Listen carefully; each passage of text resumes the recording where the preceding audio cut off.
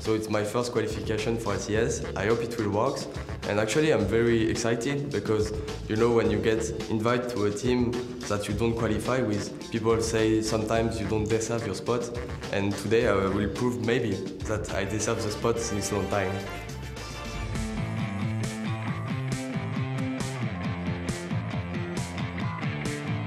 Welcome back to the 2014 Spring Promotion Tournament live from Cologne, Germany.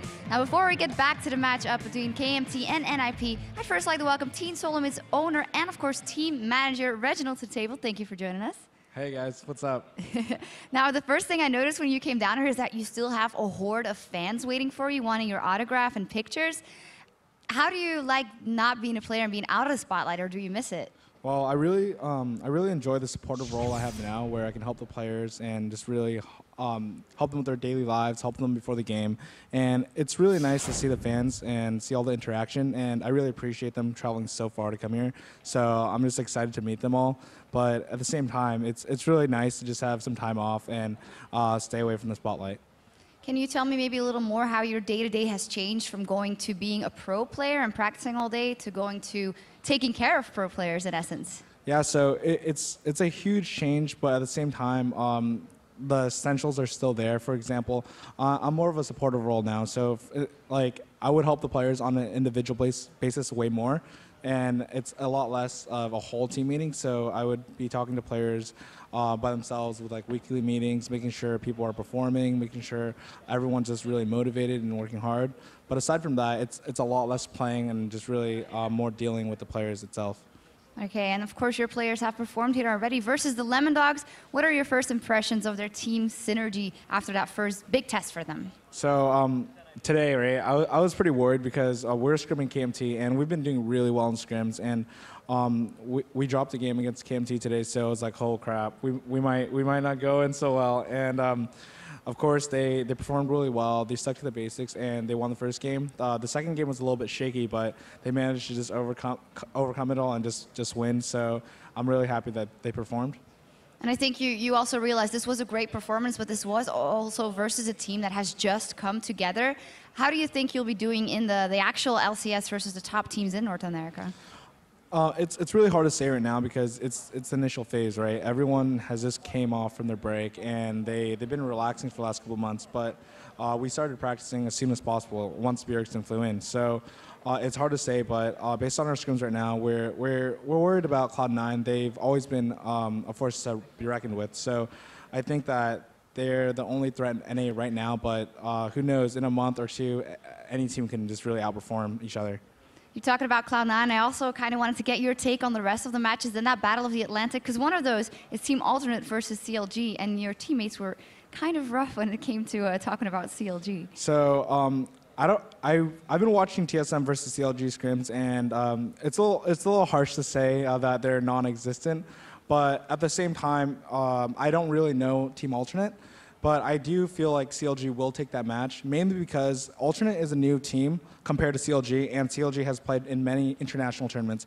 Whereas I feel like Alternate's a good team, but once they travel to the United States, they're not going to be used to the daily, weekly LCS matches. It's a totally different atmosphere where you're traveling 12 hours and you're not used to the food you eat, you're not used to the place you sleep, and you're going to be playing against a team that has that experience.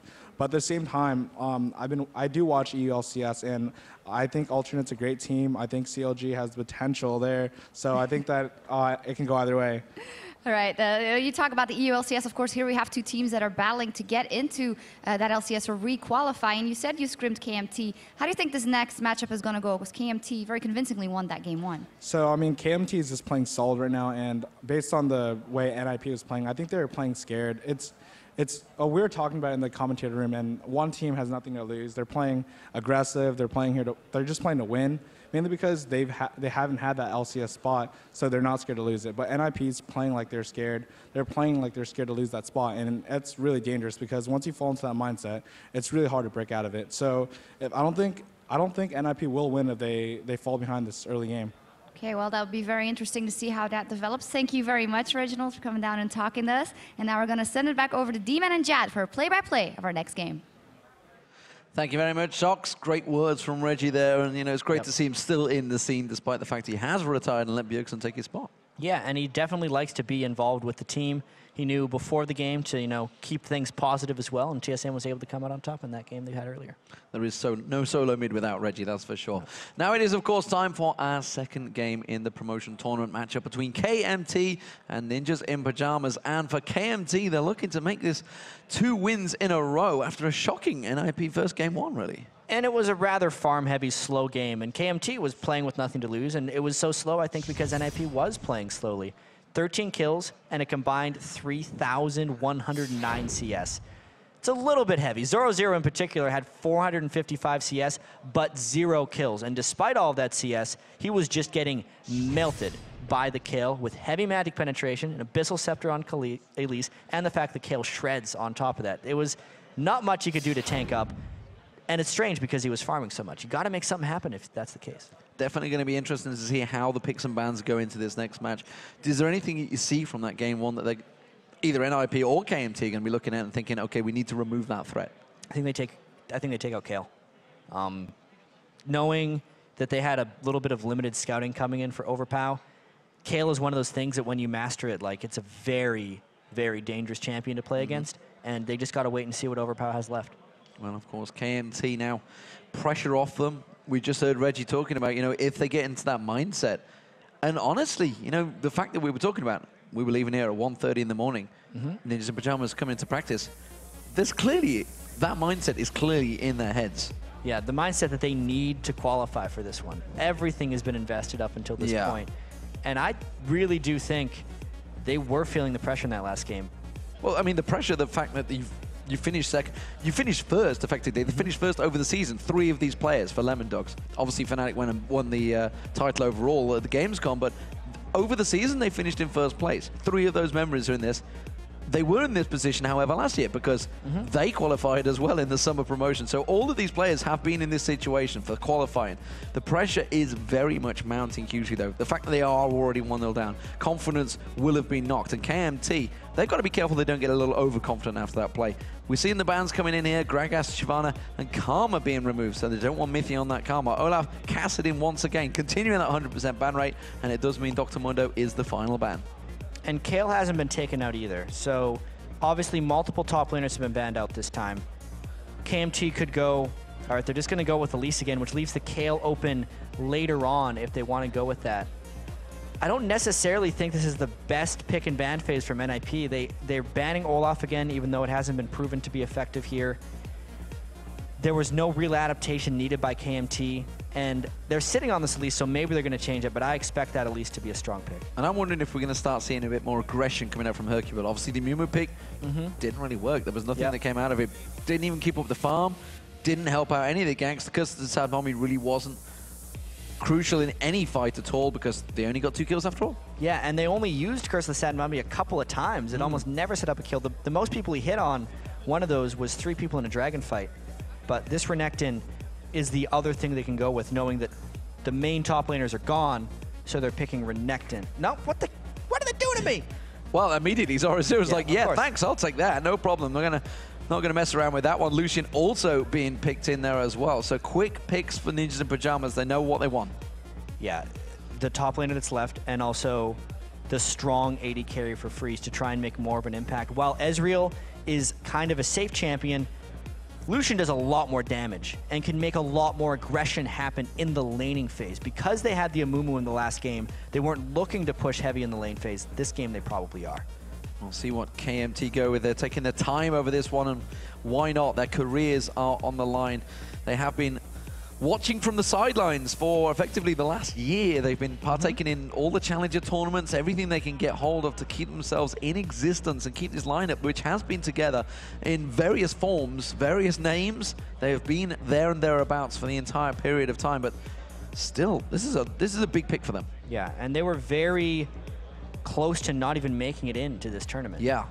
Yet, they're very known players, and based on that first game, they seem incredibly strong coming in here, so NIP, they had their choice, really, of who they wanted to play, and they decided to pick these guys. That's almost a bit of a call out right there to KMT. I like the Caitlyn pick.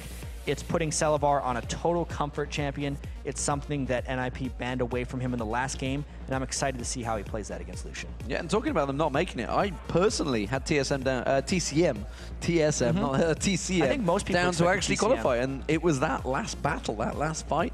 TCM performed brilliantly when they were in Tenerife, but unfortunately when it came down to it, KMT had the better of them in the 3.14 patch and seemed to have hit a spike of form just at the right time. Yeah, especially based on that composition they picked last time. The Annie-Lucian lane is strong on its own, but if Herkybot thinks the Amumu wasn't the problem, he can still pick it again. It's not like Amumu wasn't a strong jungler, it just doesn't give them early game presence in the jungle, which is what I think a lot of people think they need.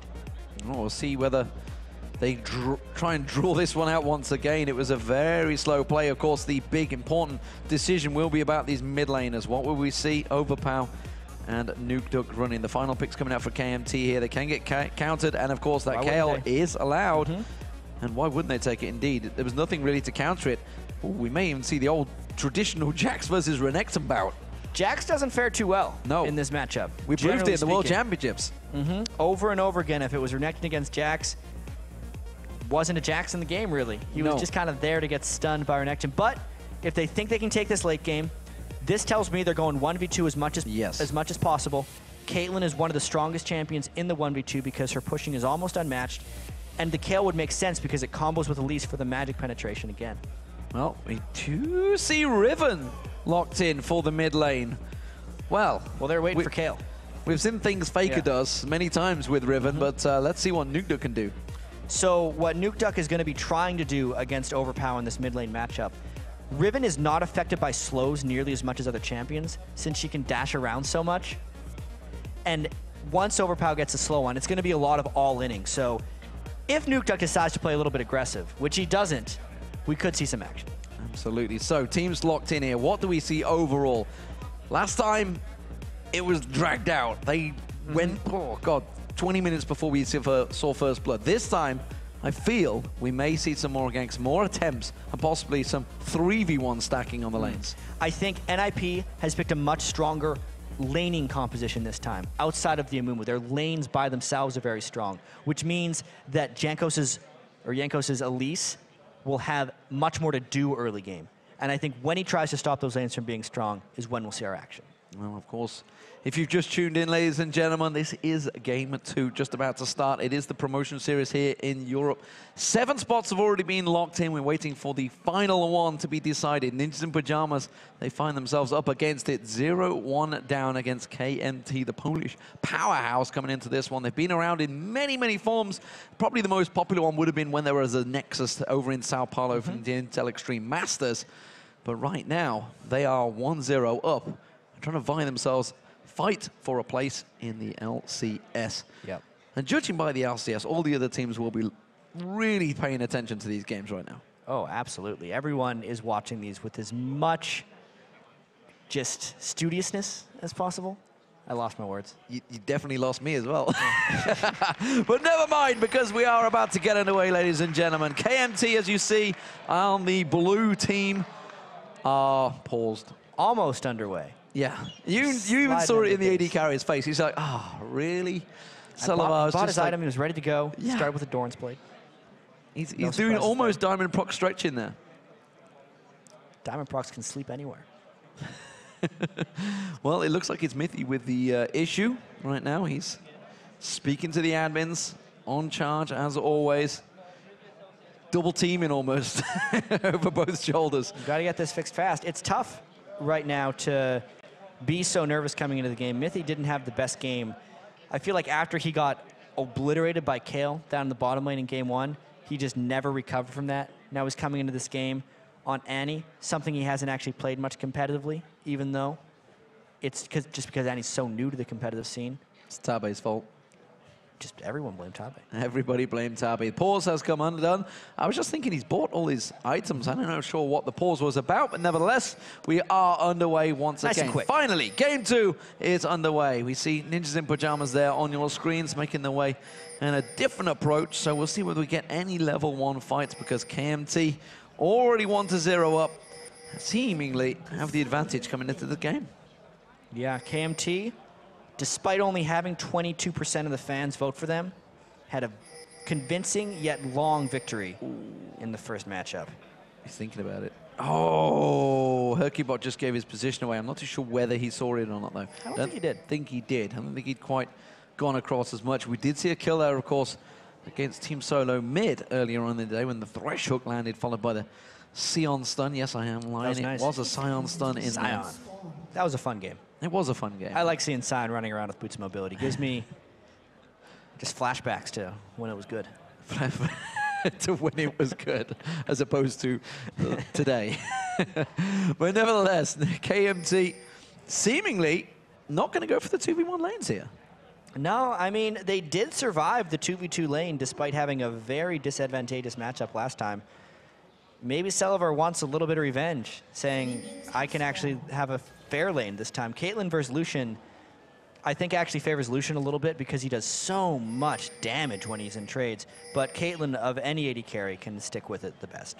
Looks like it's going to be a red buff start for both teams. We do see Hercubot with the help of Zoro0 starting out. Of course, the duo laning helping off Jankos there, who got a little bit overeager, putting his spider out there. A couple of seconds too soon, son. You know, it spawns at the same time every single game, but seems to be a little bit overeager. Maybe that's just a little tweak of nerves there. I've had those Lee Sins that try and queue over the wall to be fancy when a blue buff spawns. Sometimes they get so close, it's like they're the most arrogant players possible. I haven't seen him miss it yet, though. No. Spider missed there. Spider did miss it. Let's see how these lanes are going to work out. Right now, we see the classic Renekton versus Jax lane. And, you know, traditionally, this goes heavily in favor of Renekton. Absolutely. The fact that Renekton has so much early damage, and then he has the stun control on Jax, plus very easy in and outing. He's too much of a just force for Jax to deal with early. And it's rather unfair at many points. That's why you see the Crystalline Flask on Zazus. He's really just trying to farm. Meanwhile, the mid lane of Overpower versus Nukeduck. This time around is going to be Kale, who is actually coming looking down towards there. I wasn't sure if he was going to go for the invade, forcing the flash already there. Freeze having to burn that one out. That will give us some attention for Jankos. We may see him going aggressive in the bottom, but right now it's the top he looks like he's focusing on. And if he started red buff, he's wanting to get level 3 and then get this gank off. The ward has actually expired for Zoro0, so he is somewhat gankable, probably going to just burn a Slice and Dice or Summoner. Double buff in there, he is going to throw out that cocoon, eventually completely missing it on Zoro0. A little bit of fancy juking right there. He could have just sliced and flashed, but he dared the stun to miss him and got to save his flash. But that is a risky move to pull when you're already down 1-0 in a promotion series, but gets away with it. That's why he's good. Confident play. A couple of CS being missed out in that mid lane, and it's actually already a big disadvantage. Not even close again there, but it's 21-11 CS in this mid lane. Overpower versus Nukeduck. Yeah, really early on in the game, Overpower's been able to shove faster than Nukeduck. He timed his ranged attacks with Kale well enough so that Nukeduck couldn't get in on him, and that whole mid lane is going to be a push-pull for quite some time, whether or not Nukeduck can get in range to stop Overpower from shoving. And the bottom lane, of course, we've seen the flash being burned out there. Does surprise me, but we haven't seen actually Jankos coming down here the moment that we saw Freeze using up that flash. Obviously, it's on a long cooldown, but Hercubot maybe he's going to try and return the favor, and I'll tell you what, Zazus is well out of position. Especially if he gets a little bit aggressive, he should go right now. He's going to go in there. He does manage to jump with the counter-strike, but again, that's going to be a very easy banish shot, and the flash is forced out from Zazus, so Summoner Spell has been used in the top. Yeah, they did burn the flash. I think that gank could have been a little cleaner by NIP. Zoro0 and Hercubot would have wanted to chain stuns before the flash ends up happening, but they gave him a leap strike target that took him to safety, why the angle that Hercubot took to go in, which meant the flash would save him. Mithy trading with Vander. Meanwhile, we see Selivar and Freeze trading back and forth, and actually it was Mithy this time coming out on top. Nukeduck is really under pressure in this mid lane, though. Overpower continuing to drive those minions onto the tower.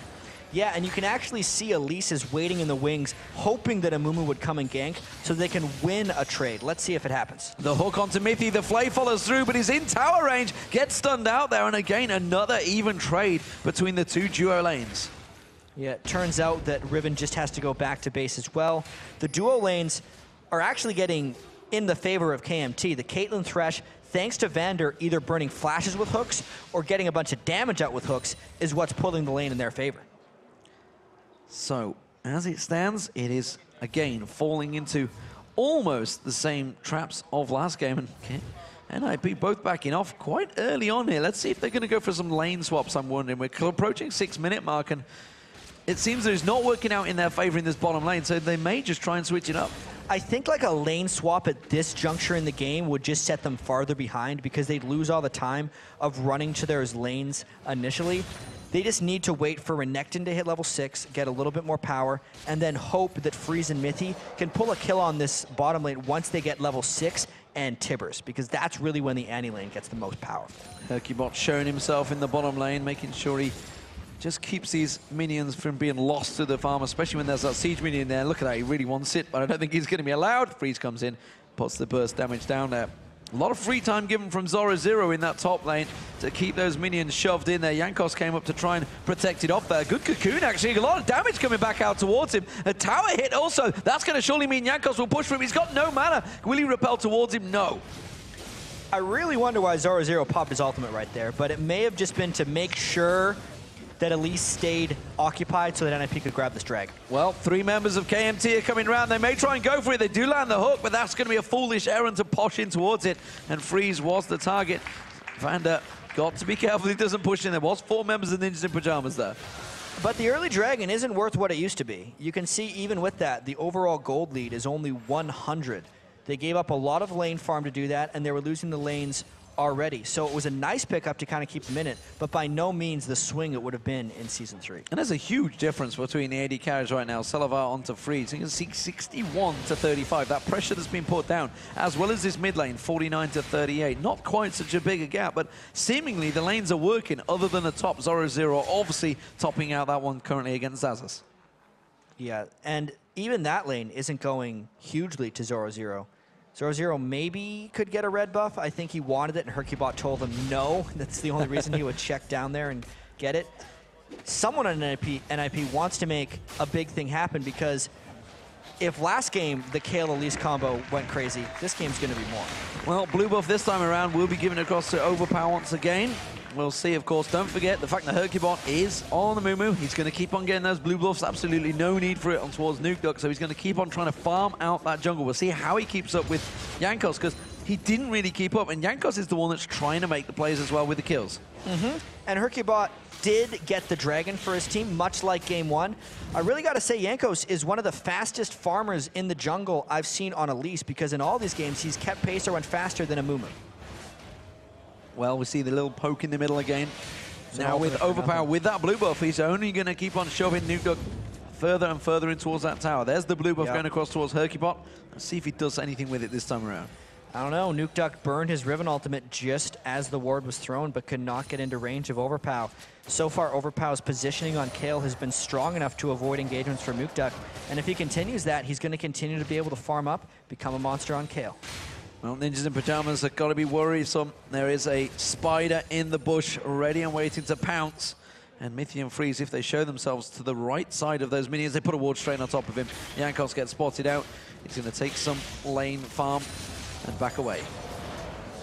Maybe a bit of a brute force right here, though. You can see since Overpower was shoving Nukeduck so heavily since the Riven ultimate was burned unceremoniously, they're just going to go for some fast turret pushing. This is the Caitlyn strategy paying off right now for KMT. Well, they started off with great turret pressure in game 1 of sweeping out, taking all 3 of them just after that dragon fight. That will be the first turret of the game, and it's KMT once again that get it down.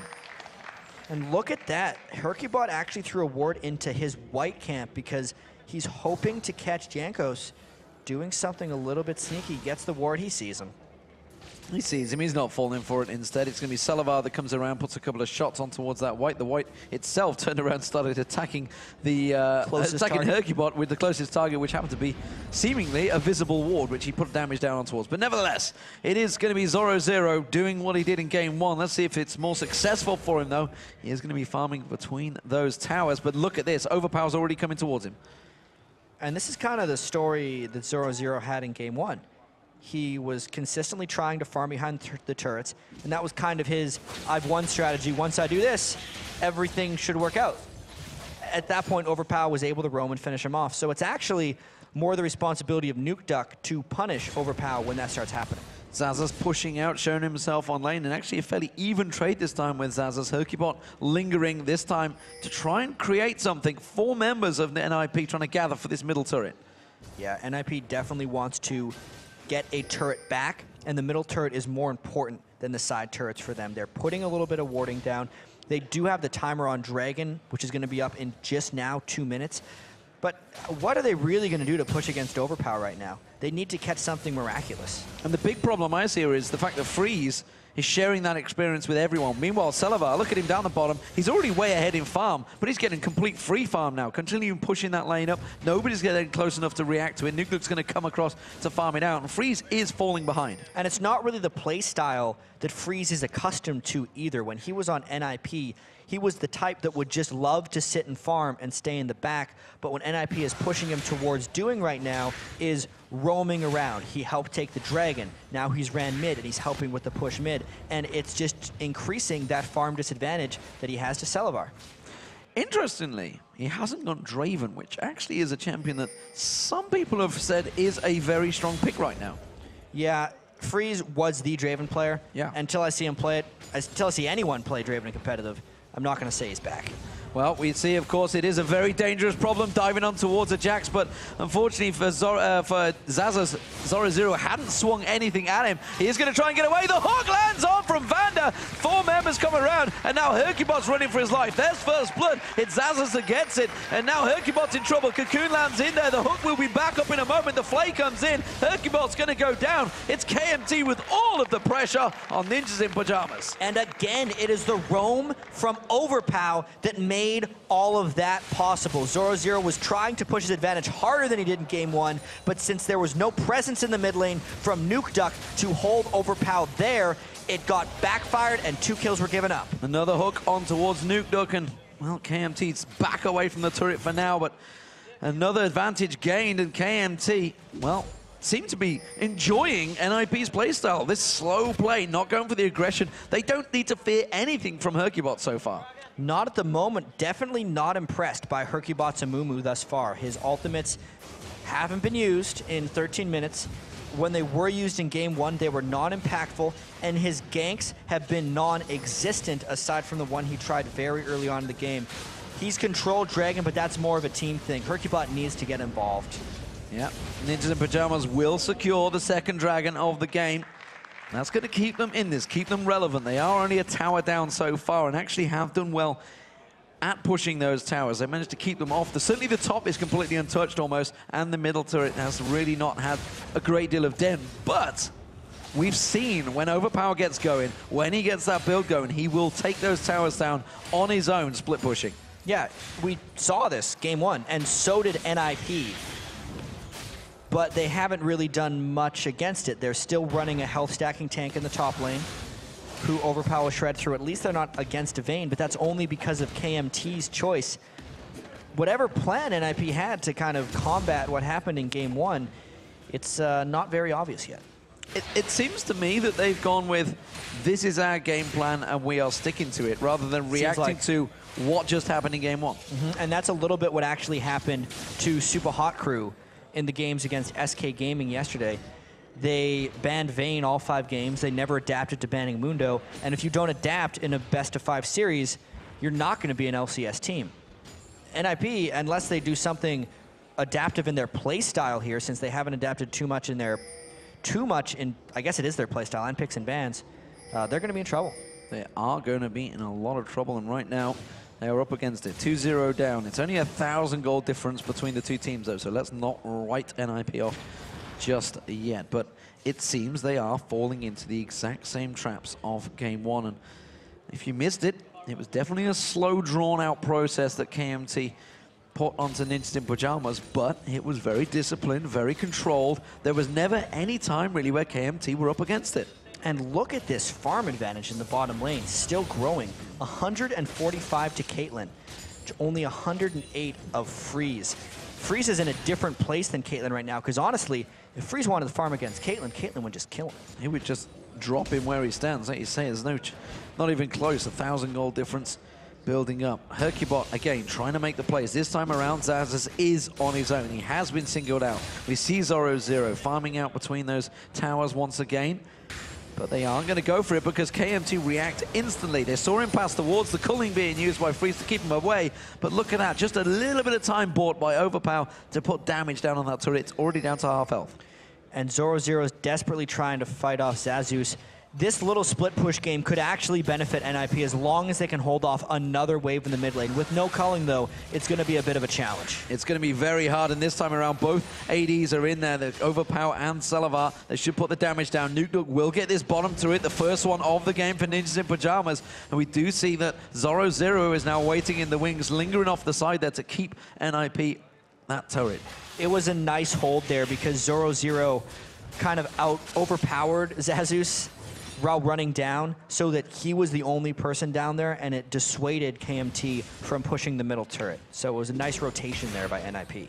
How do we see this now? We're up to what? Level 11 between these two champions. Jax has done a fairly reasonable job at keeping up with Zazas. Obviously, you can see it's a 30 CS difference. No doubt about there's obviously Zoro0's out farming him, but he's not at any single time been in danger. No, and now that Jax has a little bit of sustain, he's much more powerful.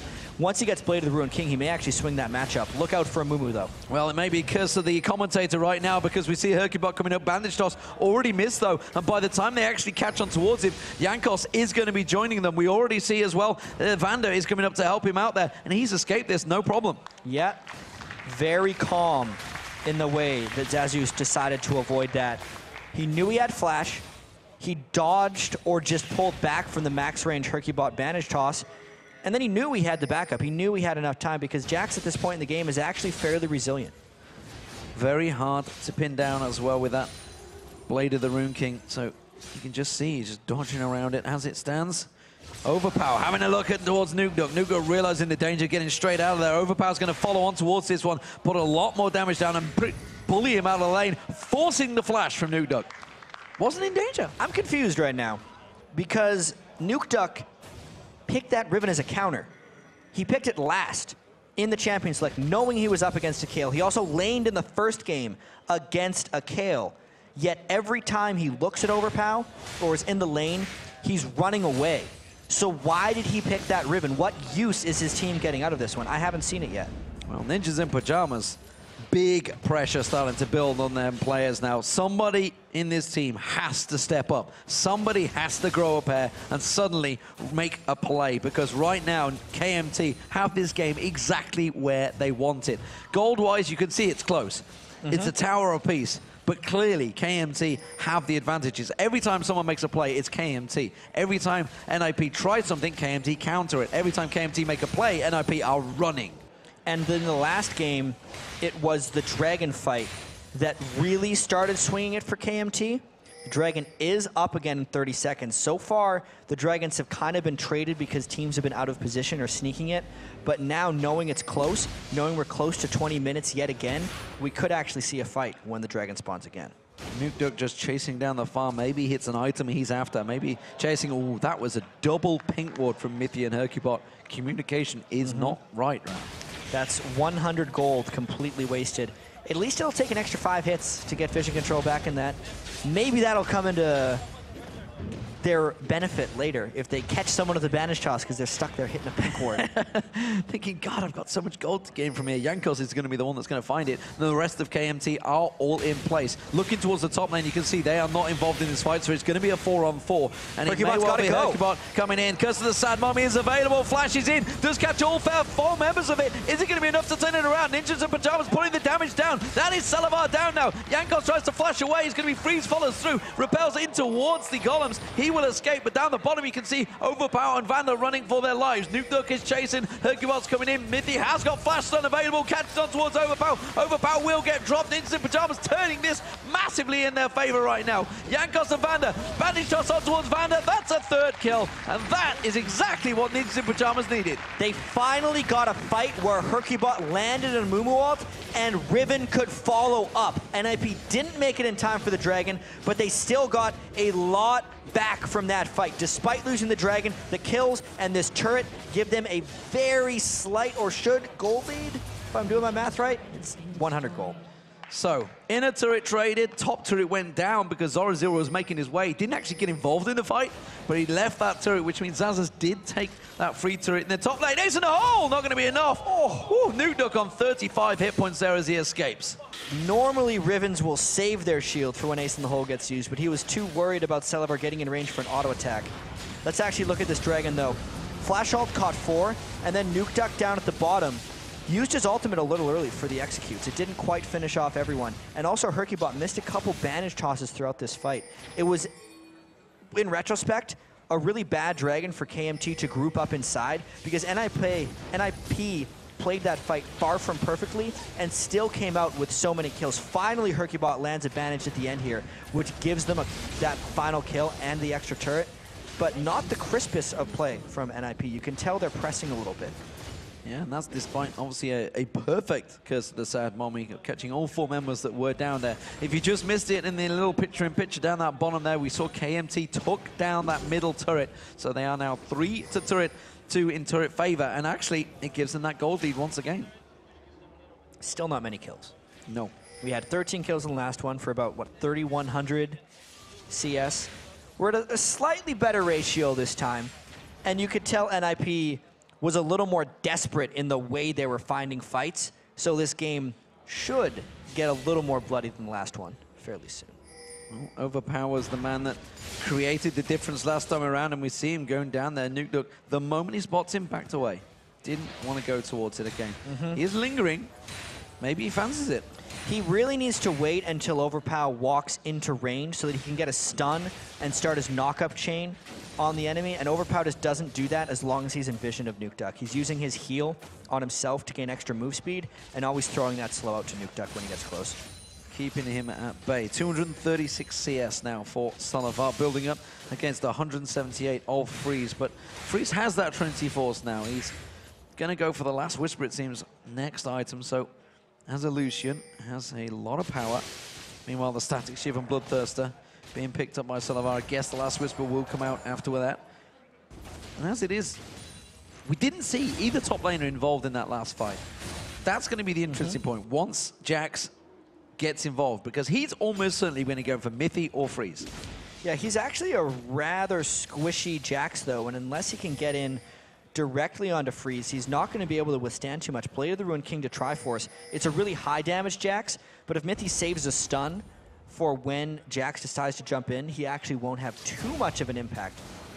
Well, middle turret's being given up here. Ninjas in Pajamas will take that. It's going to square things off. Oh, that may have been a little bit too far. They didn't get the turret, and immediately they pop that talisman to get that extra speed. Freezer's taking low, Ace in the hole's going to get blocked off by Zoro Zero. Cocoon was not even close from Jankos. That's going to be Tibbers thrown out, and they're going to fight for the 50 gold.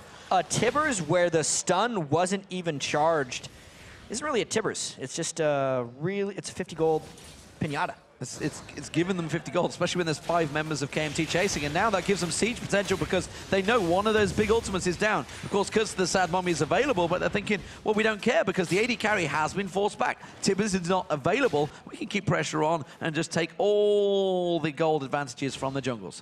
Yeah, surprisingly, they just all decided to back away, though, because they're playing it a little bit safe. There's a huge wave bottom lane that they wanted to get to ASAP.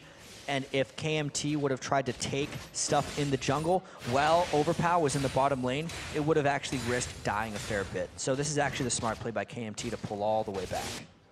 Yeah, they had no real objective to go for. Speaking of objectives, that top turret, Zoro Zero has been working hard to get towards it, but has yet to close in. We are seeing Mithy is with him this time, trying to draw him in towards that push. They have got the stun. Counter-strike is not going to land on anyone, but again, leap strikes away. He's got the tower to safety, and everybody knows, don't dive a Jax on the turret. It's amazing that he still has that turret. 24 minutes into the game, considering he's down 60 CS to that Renekton. Zoro Zero has spent so much time farming behind the turret that he hasn't actually put any damage onto the turret, and NIP could use that global gold right about now.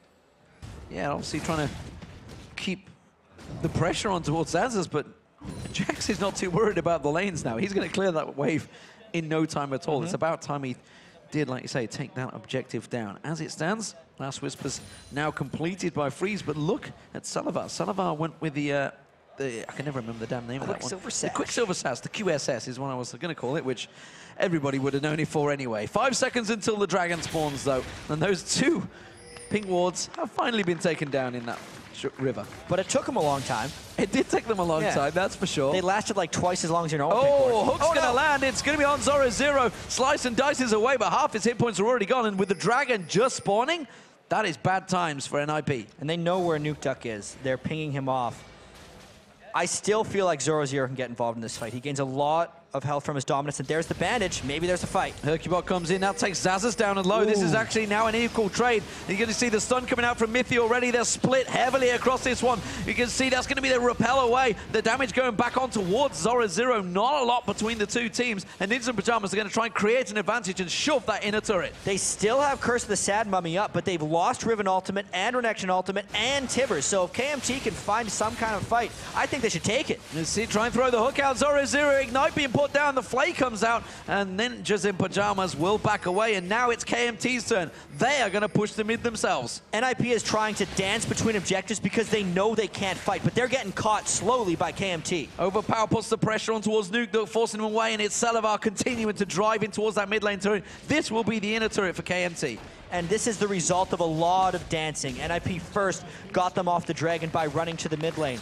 Then they got pushed off of that by running towards Baron and keeping KMT interested. But in the eventual retreat, KMT saw the convenient turret. They take that, and since NIP had to shop afterwards, NIP ends up losing more in the long run by contesting the dragon because of how KMT played. Very interesting play from the 2 teams, both really seemingly unsure of the power of one another so far. That was very much a feeling out of one another and simply a couple of players getting caught out of position.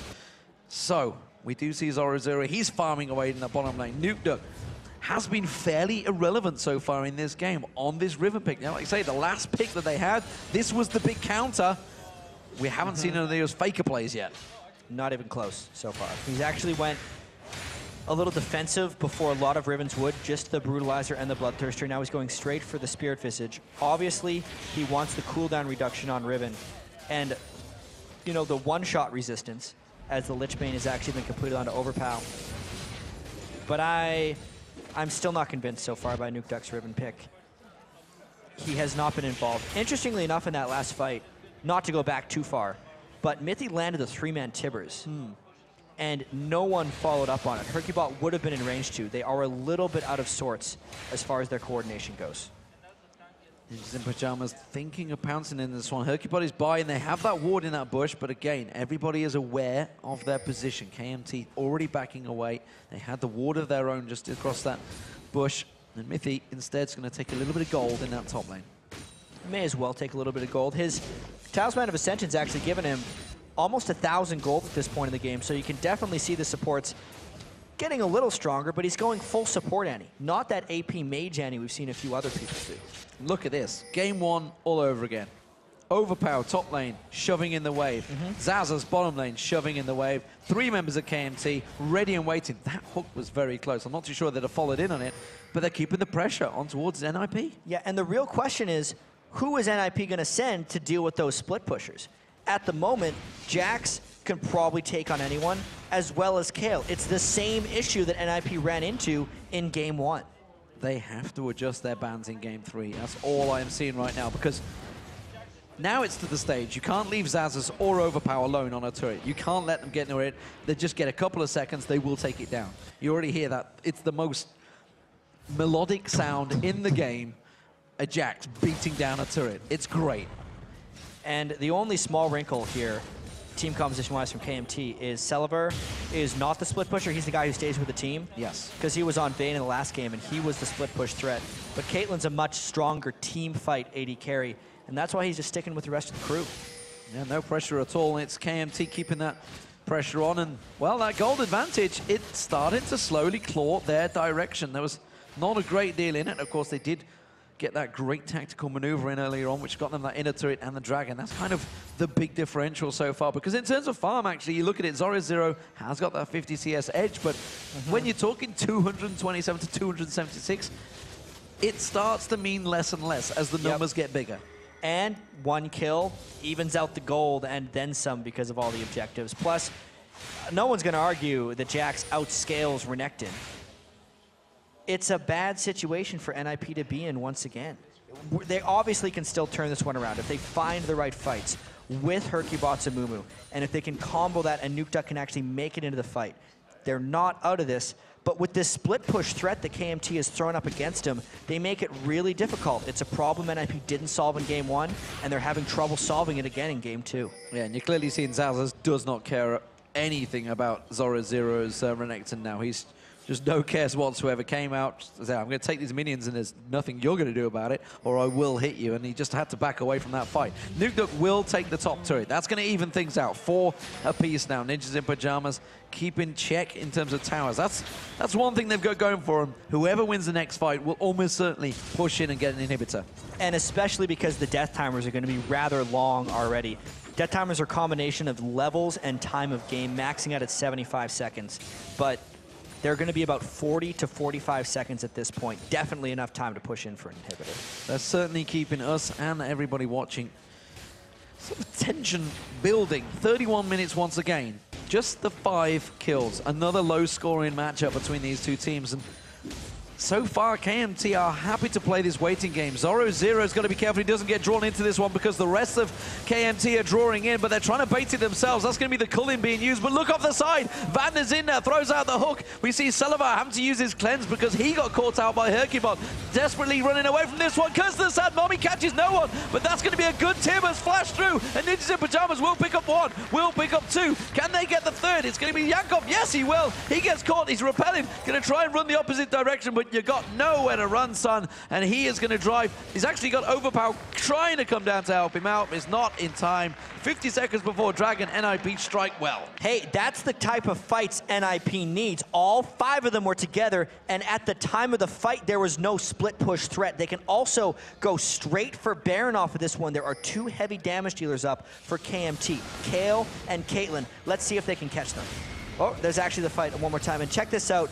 Even though the ult missed, Herkybot was able to land a max range banish toss, and that continued it. But it was Mithy's Tibbers that really kept him in. We got to pay attention to that Baron, though, because they're going in. They've gone in. They managed to get 1 down. It was only the AD carry, but you can see straight away that's Overpower being dropped. They are going to try and close out the Baron. Just coming around the side, Salivar. The Baron is not that low right now. Salivar's doing a good job at keeping him at bay. Manages to take the lands and dash away, and they have prevented the Baron. Can they prevent any more deaths? Zoro Zero taking a lot of damage up towards Salivar. He will drop. Zazas now is joining the fray, but they have backed out. They didn't get the Baron. It was a 2-for-1 trade in favor of NIP. The kills continue. If that was a support left alive at the end of that fight, they could have taken the Baron, no problem. But the fact that it was Overpow and Salivar, 2 extremely farmed people on that KMT team, it just helped them push them off that Baron.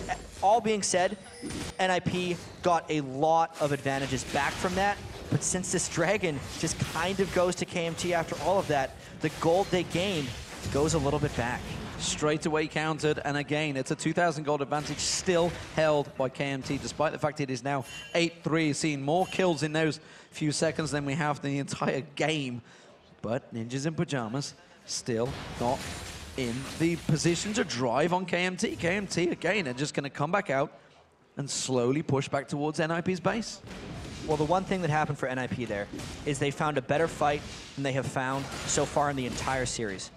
The combined dive from NukeDuck, and not so much just the first initiation try by Herkybot, which missed, the follow-up initiation from Mithy and the chase potential of Freeze's Lucian and NukeDuck's Riven is what really took it home for them there. If they can find fights in the open field like that, they've proven here that they have the chase potential to at least get to KMT. So KMT almost needs to be more careful with the way they split push and make more sure that they don't get 5 people in the same area. Baron's being thrown down. They're trying to get some speed on towards Yankos, and immediately... Oh, Mithy steps on that trap.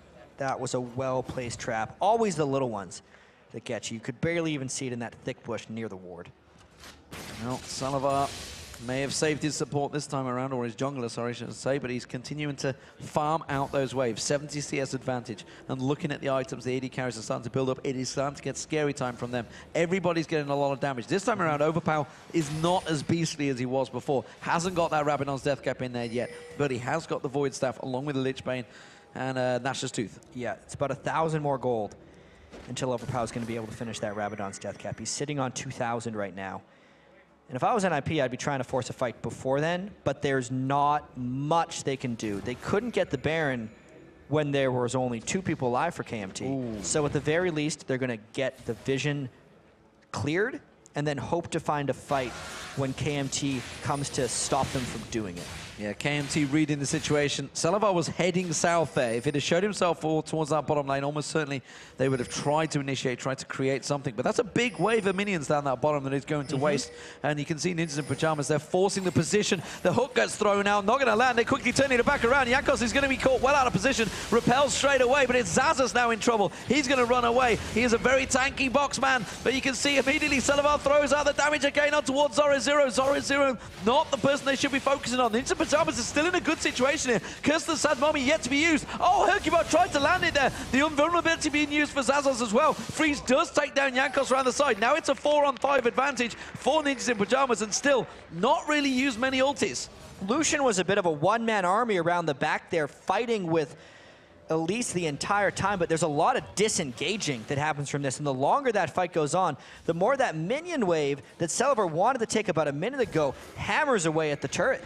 Well, they are trying to put the damage down, and KMT realizing they still can't go for it. They're going to come around there. A little bit of bug. We see Tibbers getting a quick dance before he disappears, but may as well. Tibbers was used in that fight. Hercubot didn't use Curse the Sad Mommy. It is still available should they need it in this next engagement, and they want to catch somebody out. I mean, the Talisman was popped right there. That is now down. They're not syncing up their initiations as well as they'd like, but that's because KMT isn't presenting clear targets hardly ever, and it's keeping NIP in this push-pull scenario. No, it's bought enough time. Overpower tries to go in, forces the flash from Freeze there. Zoro0 has been singled out. He should be able to slice and dice. Slices over the Baron. Can't get the dice. Now he does. And he's actually going to get across. That put a static shiv knock across the entire team. Double wards getting placed by that Baron.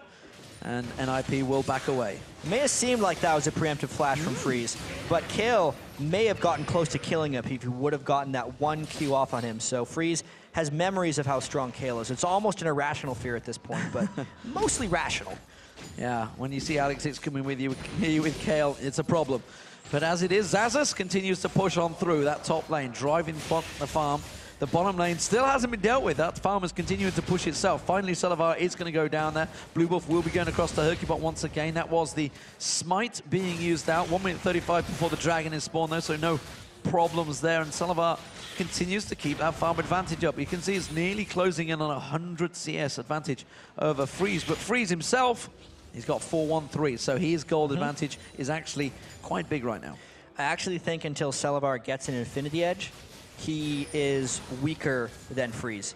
He's actually went with a fairly lane-specific Caitlyn build, the Bloodthirster Static Shiv Last Whisper, and the defensive item, so he's not pumping out nearly as much damage as Lucian is capable of right now, despite the 1,000 more gold he's accumulated. Well, it's a definite Baron dance this time around. Still continuing to hold. They know that this is such a big play for them. Overpower thought he was going to face check for a minute. That would have been a bad choice. Sweeper getting used. They're going to make sure that vision is taken away from KMT, and that's the big difference we're seeing here. A lot of those sweepers starting to be picked up once again, not being upgraded just yet, just the standard sweepers in there. But every time them wards get placed down, they get cleared back out once again by NIP.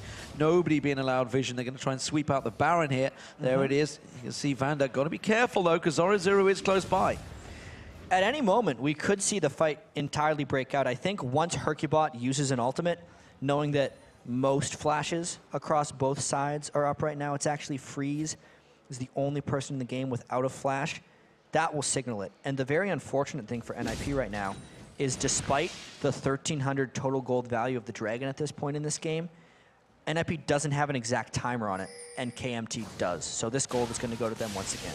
Yeah, other than I think it was the first 2 dragons NIP managed to pick up. They've not even been close to it. And again, all that gold heading back to KMT's direction gives them that 4,000 gold advantage currently.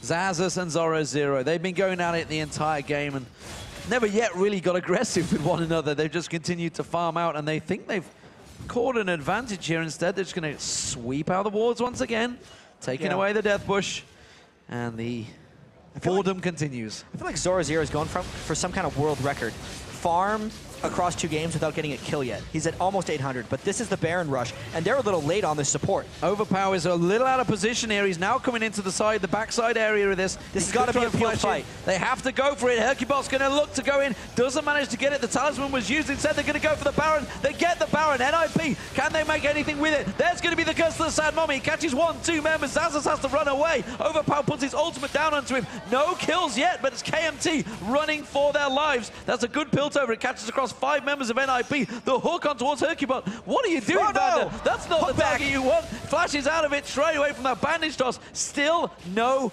deaths, but it's NIP with the Baron. And, all right. I guess they're just going to back away like that. That is a very interesting fight with no one dying. They're very low on damage here. KMT trying to re-engage a team with Baron. Always dangerous. Talisman used, they turn it back around. There was just a bait. Jankos is now going to get caught out, stunned in there. That's going to be overpowered now they get caught on. Hercubot's a little deep. That's going to be a good counter strike coming out from Zazas, but this is a Baron up Ninjas in Pajamas. Jankos does take down Mithy off to the side there. Nuke Duck is in a duel as well, but next is going to be Freeze taking down Zazas. Nuke Duck running for his life. The culling being used, but not really finding much damage onto Vander, and it's actually NIP that lost 2 members to 1. What a chaotic fight we saw there. KMT daring NIP to fight them even though they had the Baron buff. And KMT played most of that fight extremely well while NIP was a little bit scattered. And because they won that fight despite playing a Baroned up team, they're still looking to be on the offensive. Well, let me see Ninjas in Pajamas chasing on. That's going to be the cleanse being used out 90 caliber net, but Overpower turns the fight around. Goes to go aggressive on Freeze, but he hasn't got the damage this time around. Zoro gets in his face. The hook being thrown out from Vander, but the box is put down. That ultimate should stop this chase in his tracks. Because the Baron regen was on NIP, they were much healthier for that fight than KMT necessarily expected. But the actual ability for these guys to engage with each other is low. And the amount of tank items that have been built in this game are making the fights a little bit messy in this case. This one in particular is messy. The thing to track in this fight, actually, I want to watch the Riven and the Caitlyn over on the right when they go for him, because Celeber, I believe, completely outplayed Nuke Duck here. Nuke Duck peels away from the brunt of the fight and just tries to assassinate him. He actually flashed onto him with the barrier, but doesn't do anything. He flashed over the wall, and then he was just able to kill Nuke Duck or push him out from there. And the rest of KMT continued to finish off this fight, and they just destroyed them.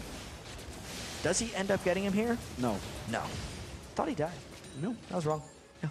He outplayed him, though. He did outplay him. He didn't get close to doing that damage that was required, but it's still a close game. Just 3,000 gold between them. But look at this. KMT up against the Ninjas in Pajamas with the Baron, not really caring, pushing on, and actually trying to catch Nuke Duck out of position. He's already running for his life up towards there. Cocoon's not going to find his target because he's well away.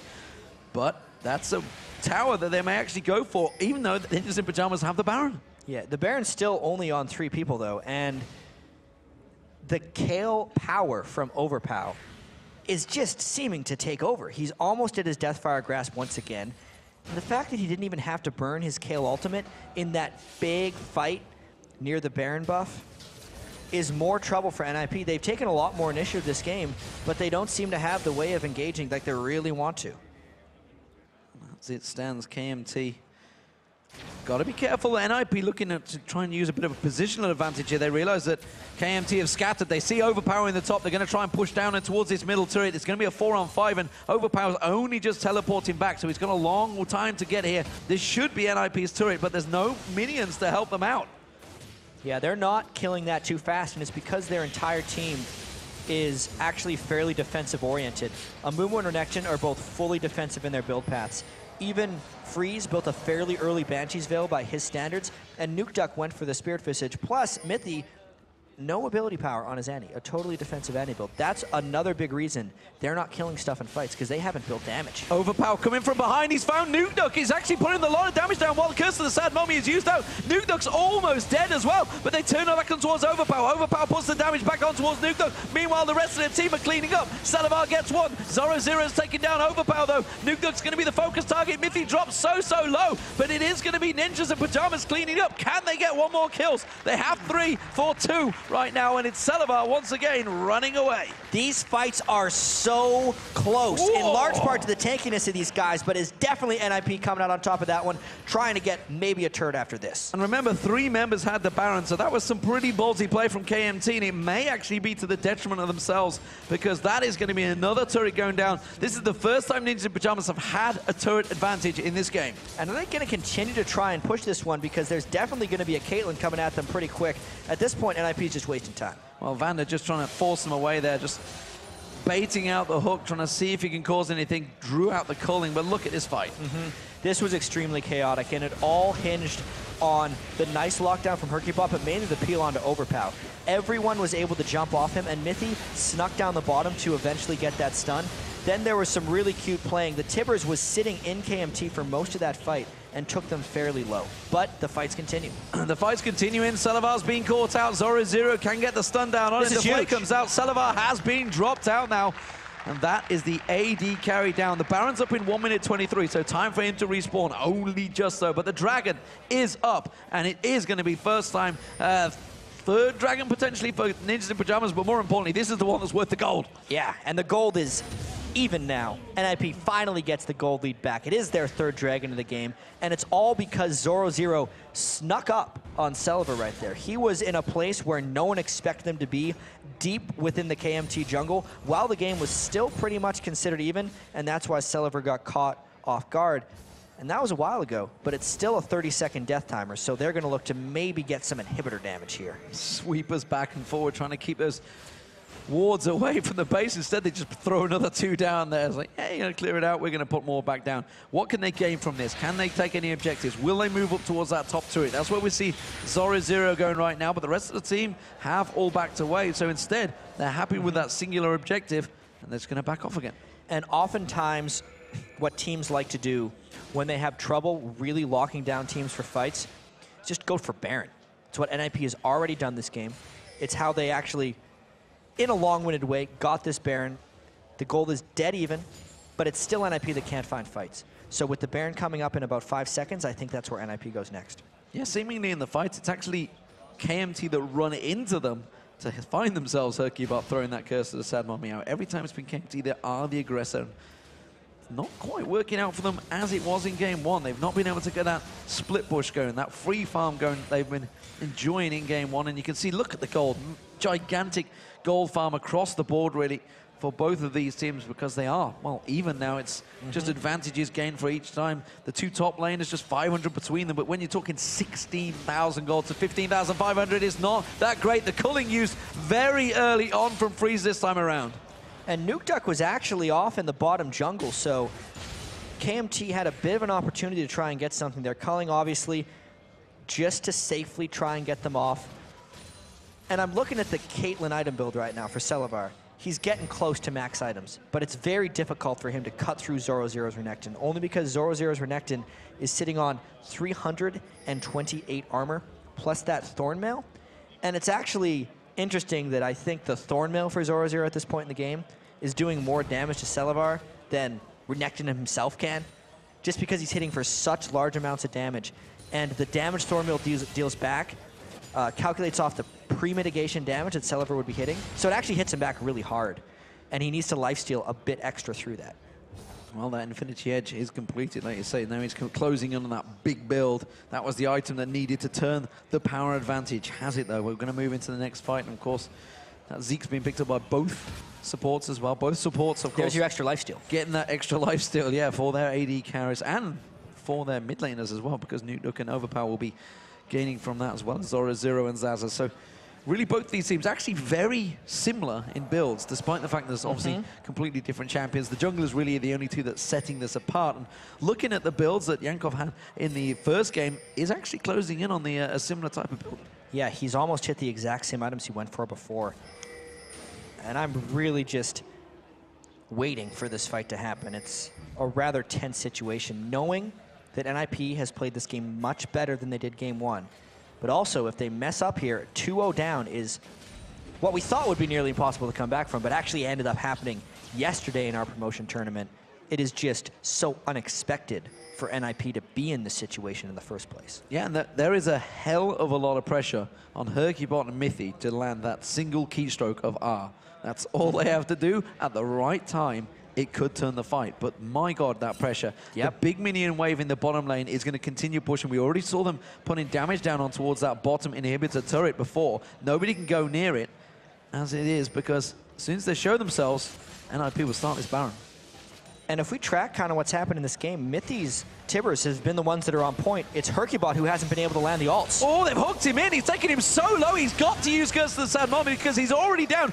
Tibbers was also used there, I feel, and that's going to be two big ultimates burned out. KMT already turning their attention towards the Baron. Zoro gets spotted out. Overpower's going to try and bully him away. Meanwhile, the rest of Ninjas in Pajamas, they're just off the bottom here. But you can see it's Zazas. And they got to give it a up. lot of damage. They've got to give up the Baron. The Baron will go across. And it's KMT now with the advantage. And now they have to run out of here as quickly as possible. The fact that they were sticking around means their response time is a little bit slow. They're going after Nuke Duck. They're going to throw out the hook, but he forces the flash. I think it would miss anyway. But he's well out of position now. It's going to be KMT shopping for the inhib. And it can all be about that one mistake. We said Herkybot has a lot of pressure on him with that R key. What if he almost dies before he gets to use it? This is trouble. They shred down turrets, and it's still a 4v5. And the irony is it was him that started the bandage shots before the hook landed on him. It was what he wanted, but it certainly didn't work out how he wanted it. That's going to be the first inhibitor of the game going down. It is KMT looking to try and close this game to 2-0.